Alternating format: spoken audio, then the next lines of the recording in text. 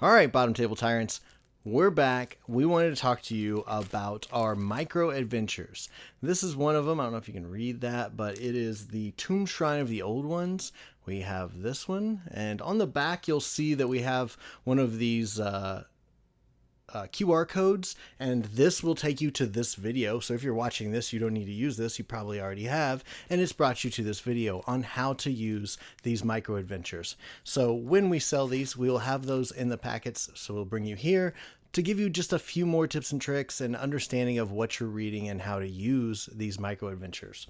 So we have Tomb Shrine of the Old Ones. We have Whiskey and Grit, which is a Weird West. Tomb Shrine of the Old Ones is more of a 40K themed one. It's more of the far future and a grim dark, expanse.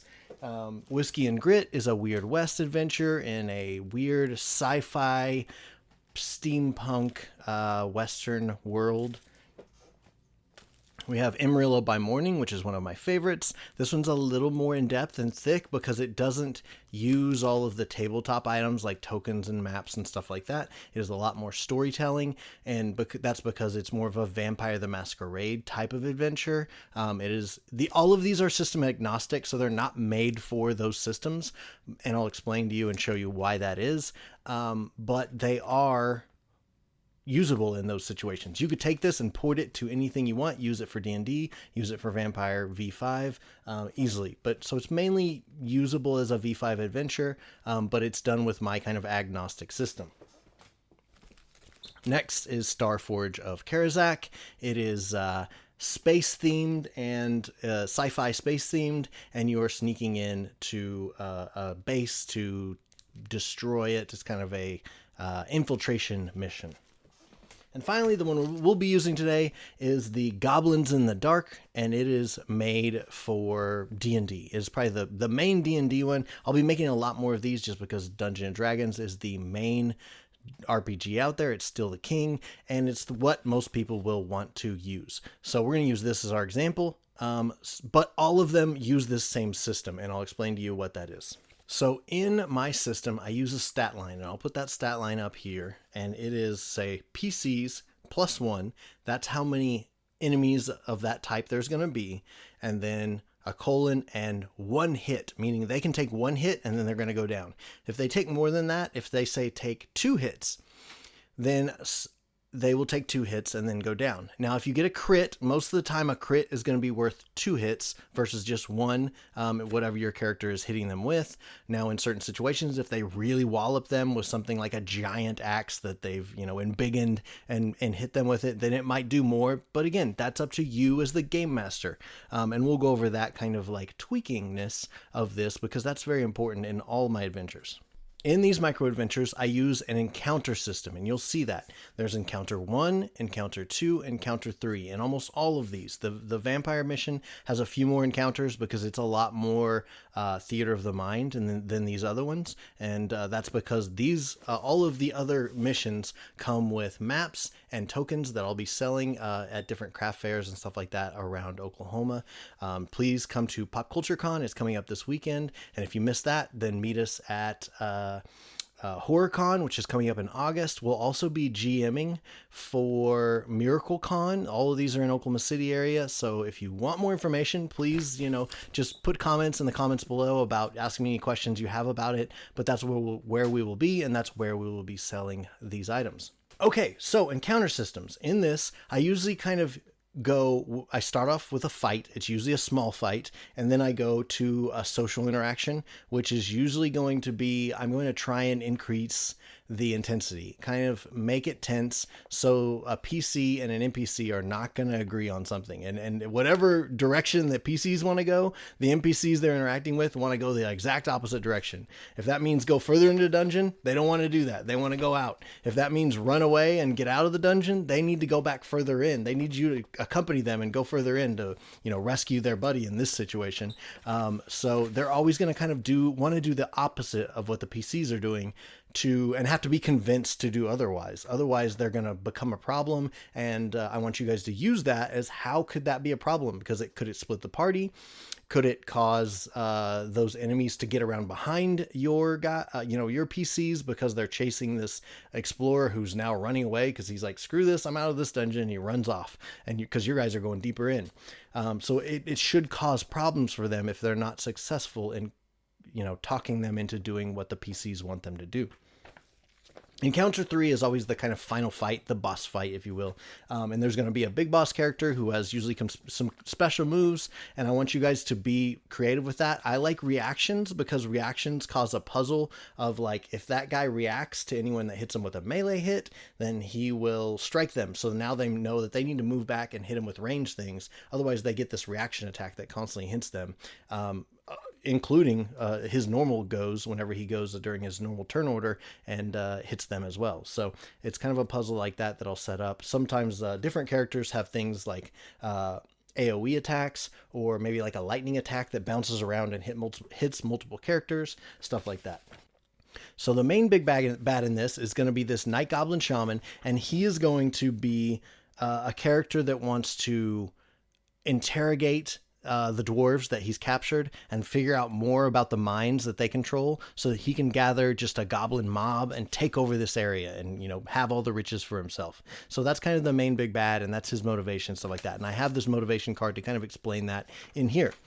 He also has some squig hopper guards. I know this is more of a Games Workshop type of a thing, but I mix all that together. I put, squig hoppers and stuff like that because I have the miniatures for it. So a squig hopper guard is just as likely to show up in a Dungeons and Dragons adventure as anything else. So we also make tokens for this, and I'll put some of those up on the screen, and I use those in anything. So again, you just need the tokens, or you can theater the mind it. Explain to your players what a squig is. Explain to your characters what a night goblin is. Why do they need to stay in the caves in the dark? Be creative. I know you guys can do it. It's all about setting this up for what you want. Maybe a night goblin does something totally different to you than what it does to me. That's fine. That's the way I want you to use these. The hits that they can take is based on how many PCs there are. So you'll see like the hits they can take is PCs plus 2. So if there's 4 PCs, then they take 6 hits, because that's 4 for the 4 PCs plus 2. So they take 6 hits each. Now again, crits double that or maybe triple that, depending on how explosive or burny or whatever it is, poisonous that it is. You may want to add some more hits onto that. But the main idea behind that is I want these characters, the PCs, to all get a few whacks in on these guys before they go down. To me, it's not fun when you just have that fighter that deals death blow damage to just run in and wipe everyone. And, the wizard might have got a fireball or some sort of missile spell off, but otherwise no one else got to do anything except for the fighter just went haywire on everybody. That's not a fun fight. So I want everyone to try and get a hit in at least on these characters, and some of them might get extra hits in, say like the fighter or a barbarian or stuff like that, but I don't want them to go down really quick.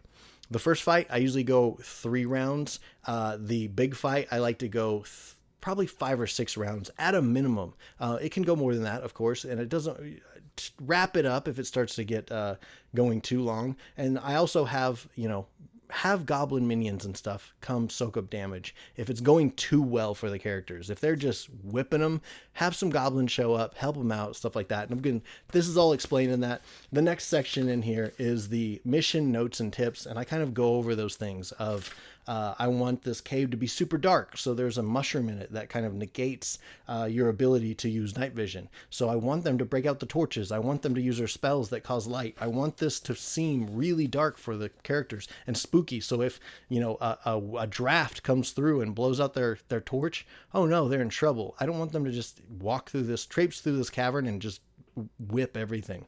I want this to be scary, or at least as scary as it can get for a Dungeons and Dragons game. So I talk about the enemies, the hopper guards, how you handle them. They can do kind of a charge attack.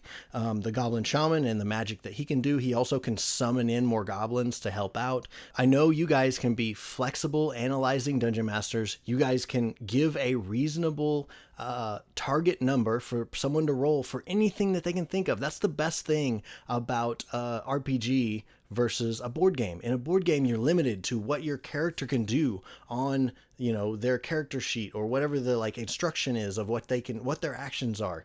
In RPG, you can do anything. If you want to do a roundhouse kick, bounce off the wall and land, on another guy's head, you tell the GM that, and they are living computer, I believe, as Professor Dungeon Master put it in one of his last videos, and he gets to compute that and say, okay, to do that, you need to roll a 17 on your athletics check. So if you do it, then you accomplish that cool move that you just did. And that's the Dungeon Master's move. That's their job, is to come up with a reasonable target number for anything that the PCs can think up. And I know you guys can do it. It takes practice, and you'll get used to it. And one of the things that I do is I look up like a fight scene. I was watching some Lucifer the other day, and there's a fight scene with Mazikeen, who's a demon girl, and I was just like, okay, so she just disarmed that guy. How would I do that? What would be the the roll to do that? And then she hit him back, just punched him while she stole his sword. That would be a dexterity roll first to try and get his sword away from him, and then an attack to punch him in the face and like do, again, if they're doing cool things like that, let it work out. Again, think about bumping that down. If you're thinking that should be hard, give them a 17. But if it's pretty cool, maybe you bump it down to a 16 or a 15. So I give them bonuses based off thinking up cool things just like that. I hate when things like I attack the goblin. You swing, you miss. The goblin attacks you. He swings, he misses. I attack the goblin. I swing. Oh, I hit. Roll damage. I do 4 damage. The goblin swings. He hits. He does 1 damage. Like, that's boring. I don't want that. I jump off the table and I bring my hammer down onto the goblin's head, and, I want that to be how combat works. So I guess the answer is, if you guys have any questions, please, if you get my adventures and you have questions and you've watched this video and you still don't get it, please comment down below. I will email you and help you figure this stuff out. I want you guys to have these and feel like they're usable. And if you need help with it, please let me know. I'm going to walk you guys through it. So I have handcrafted these. I think they're pretty simple. If anything, they're maybe too simple. And if you think so, please let me know. I want as much feedback on these as I can get. And I would love for you guys to ask me any questions you have on them. So please, thank you guys for purchasing, and I really appreciate it. Thank you for supporting Bottom Table Tyrants, because that's what this does. And we love you guys. That's it. Leland out.